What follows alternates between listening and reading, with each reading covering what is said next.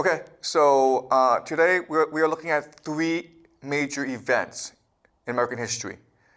The moon landing, the assassination of JFK, and 9/11.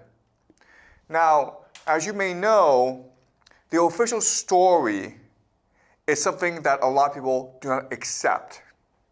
Okay, so we're going to look at the official story, and then we'll see some of the issues with the official story. So first, I want to show you some videos. First, we're going to watch the moon landing. So in 1969, July 20th, they shoot three men into space, Buzz Aldrin, Michael Collins, Neil Armstrong. Neil Armstrong becomes the first man in the world to walk on the moon. Okay? And this is his journey. All right, so let's watch it together.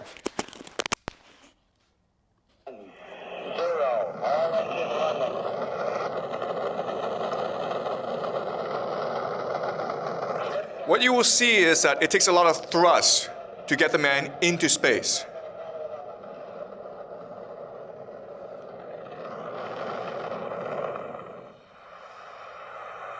20 feet down, 2.5. Picking up some dust. 30 feet, 2.5 down. Big shadow. 4 forward, drift into the right a little. This is considered the greatest achievement in human history. It took years and years of hard work involving 400,000 people all working for NASA to accomplish this perfect landing on the moon. We're breathing again. Thanks a lot. Okay, Neil, we can see you coming down the ladder now.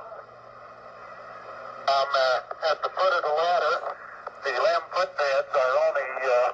What is amazing is that this is being broadcast live from the moon back to NASA.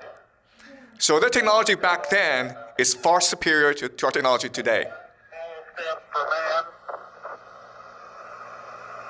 1 diaphragm per mankind. Tony, this is so great you can't believe it. I believe it, Charlie. It's raining, Johnny. Look at it go, would you, Charlie? You got all your steering to get straight. Oh, this is going to be some kind of different ride.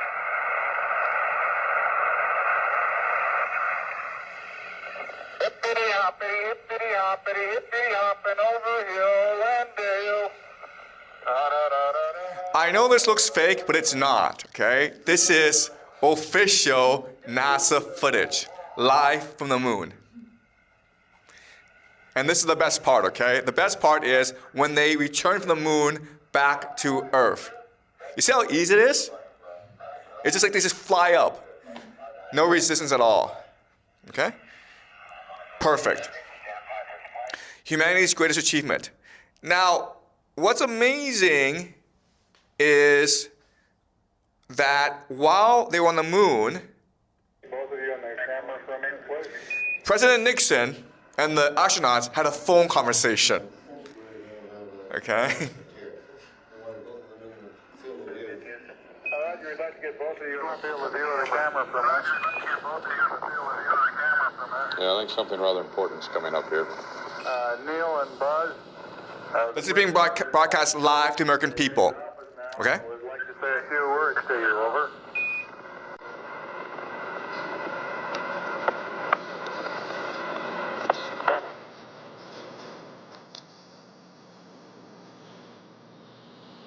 Hello, Neil and Buzz. I'm talking to you by telephone from the Oval of the Netherlands. And this certainly has to be the most historic telephone call ever made from the White House. I just can't tell you how proud we all are of what you have done. For every American, this has to be the proudest day of our lives. And for people all over the world, I am sure that they too join with Americans in recognizing what an immense feat this is. Because of what you have done, the heavens have become a part of man's world. Okay? The heavens have become part of man's world, right? Remember how last class we talked about how they wanted to bring the heavens down to earth. Okay, this is the idea of inversion. Okay?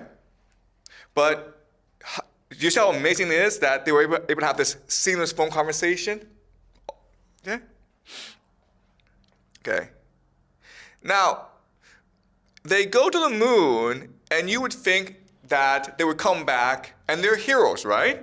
Imagine if the school took you all on a trip to Mount Everest. You spend 6 months climbing the world's tallest mountain. You come back, and you feel amazing, right? You feel on top of the world. You're ecstatic. You want the whole world to know about it. Well, they should be feeling the same thing, right? Okay, here's a press conference after the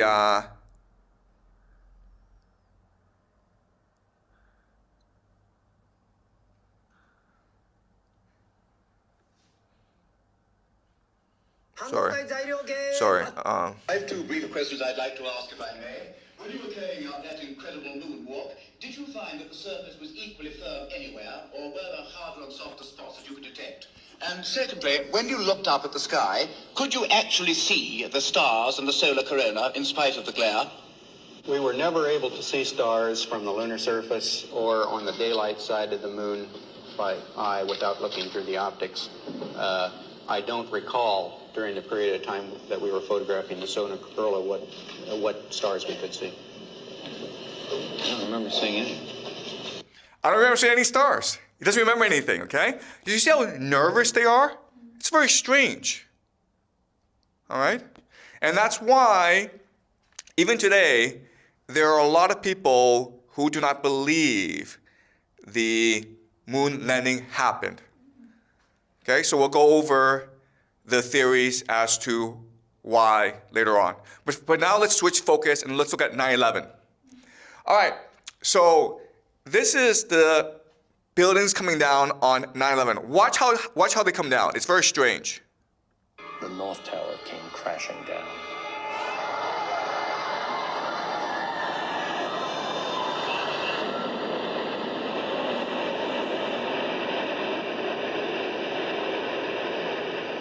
Rumble. So this is strange because a plane hit that building, right? Now it's on fire. It's very strange that the building could come straight down like that. It's almost like a demolition. I'm not saying it's a demolition, but it looks kind of strange. Okay? What's even stranger is that there were two planes that hit the Twin Towers that day, but there were three buildings which came down. The North Tower, the South Tower, and building number 7, which was across the street. Nothing hit that thing. It came down, okay? So let's watch the video.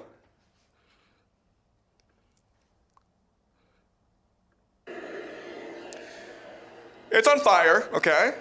But whoa, it's kind of strange. Comes straight down. Nothing hit that, a plane did not hit this thing, okay? And then, of course, there's another video that's kind of strange, which is the President of the United States, George W. Bush, during the attacks. He's President of the United States, he's sitting in a classroom watching a teacher teach. That's kind of strange, guys. He's kind of busy, right? He's spending the entire morning while the attacks are happening, just watching the class being taught. His positioning is weird because if you are a president, you should be behind. This is his assistant telling him there's an attack. Why is he being rushed out of that room and being put in a safe place, right? Okay? He's just sitting there.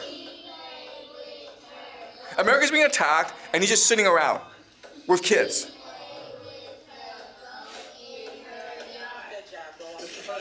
Aware of the reports of the plane crash in New York? Is there any talk about that? Thank you all. You can step out the way. Okay, so a reporter is asking him, Mr. President, do you know that America is being attacked right now? And he's like, we'll talk about it later. He's not worried. At this point, no one knows who's attacking America. No one knows how large the attack is. As President of the United States, he should be rushed immediately to a safe location. And he's not worried. He's like, we'll talk about it later. Very, very strange, okay? And that's why, even today, people are suspicious about what happened. Okay, guys, So, having seen the videos, let's go over what happened, okay?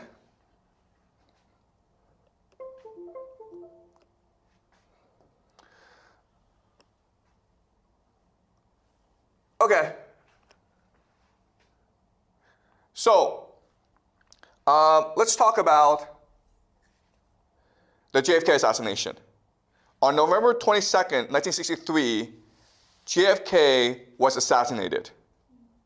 And Lyndon B. Johnson, new president, he organizes a commission called the Warren Commission to investigate what happened. And they produce this huge, huge report, thousands of pages. And the report says that only one person was involved, Lee Harvey Oswald. And he was able to kill the President of the United States because of his communist sympathies. And that's it, okay?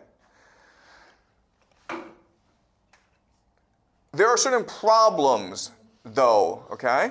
So this is the President of the United States, and he's in Dallas touring Dallas.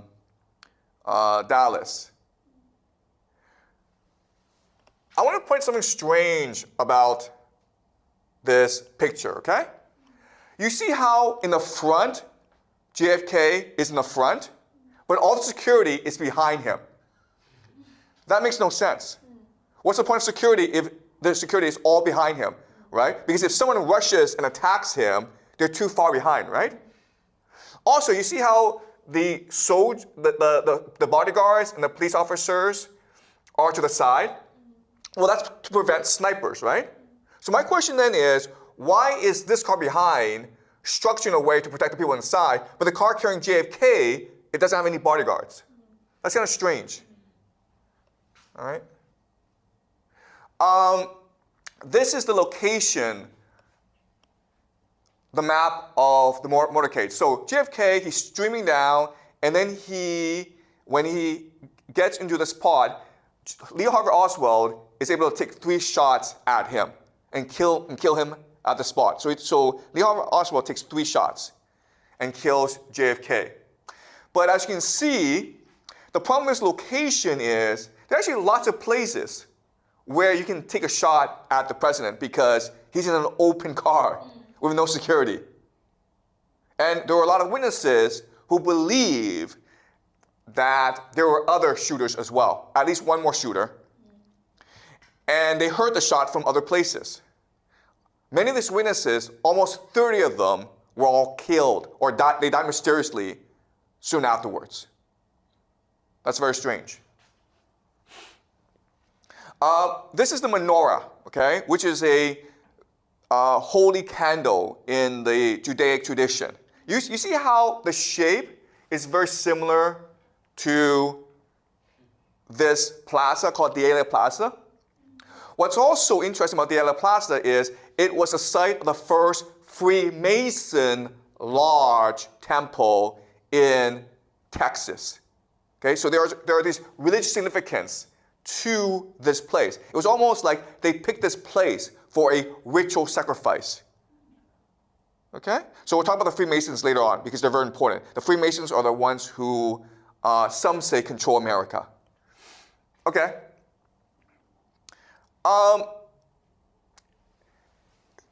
Lee Harvey Oswald fired 3 bullets. And there's one bullet which hit JFK.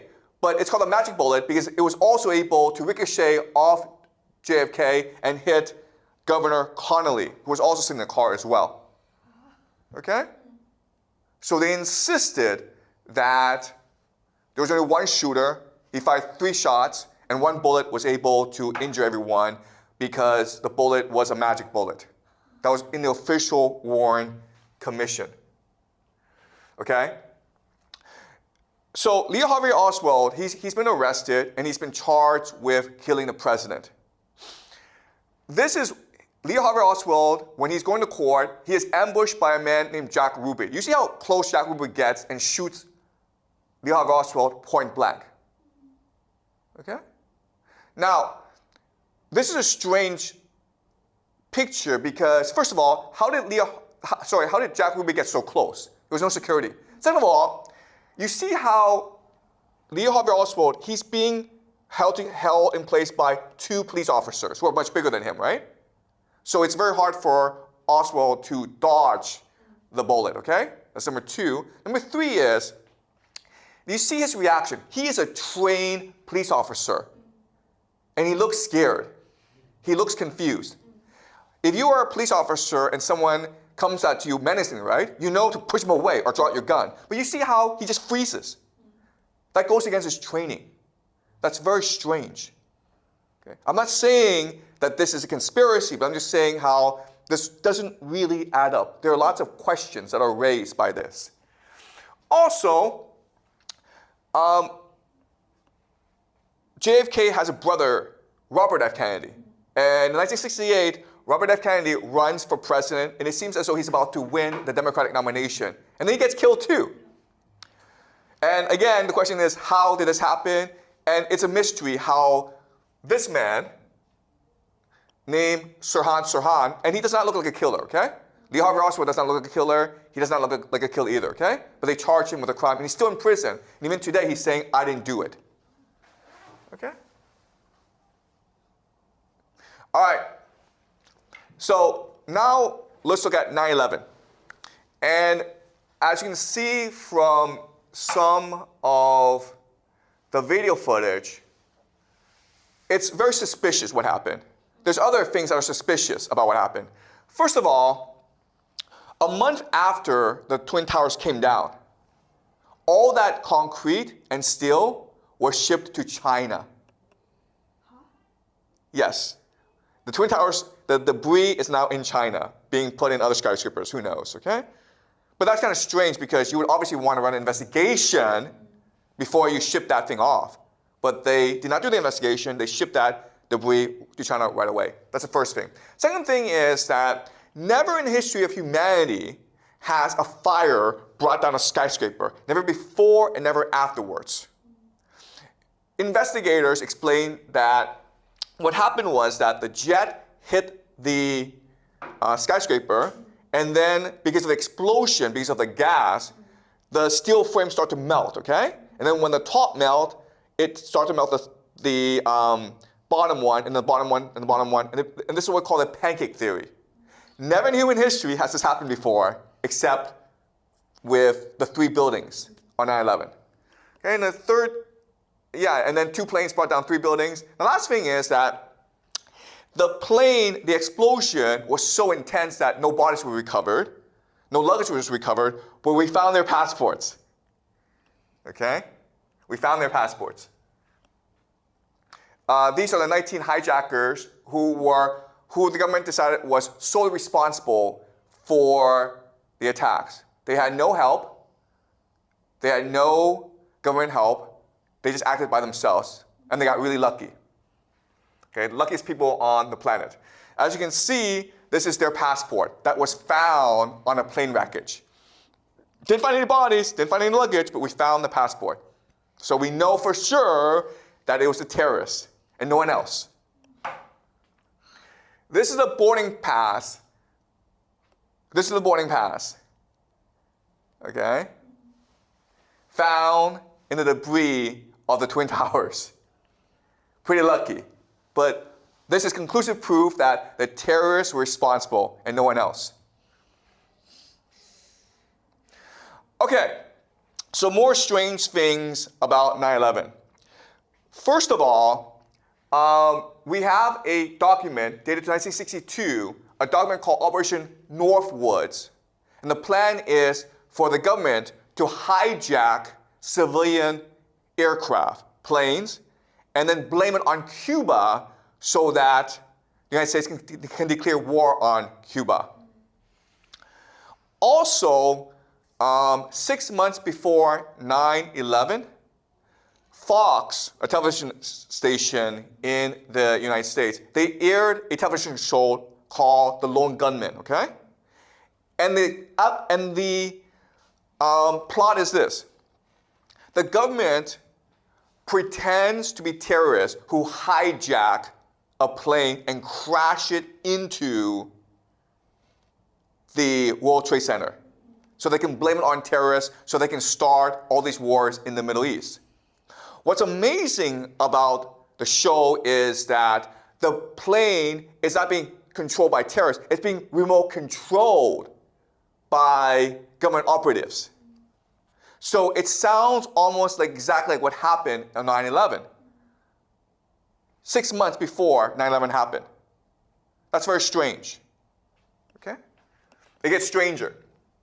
This man is named Larry Silverstein, and he is both the dumbest and the luckiest businessman in the world. He's the stupidest businessman in the world because 6 weeks before 9/11, he buys the lease to the World Trade Center.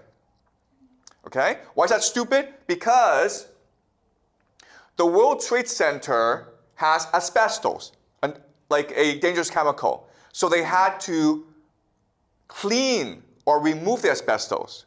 The problem is the cost of removing all that asbestos would have been more than the value of the Twin Towers. That's kind of stupid, okay? Why would you lease the Twin Towers knowing that you have to put all this money into renovation, which would bankrupt you? Also, what's stupid is to have the lease, you're required to have insurance, okay? And so the insurance company says, we value the World Trade Center at $1.5 billion, okay? And Larry Silverstein says, no, it's not $1.5 billion. They are worth $3.5 billion. So he is asking to pay more insurance than he needed to. That's kind of stupid.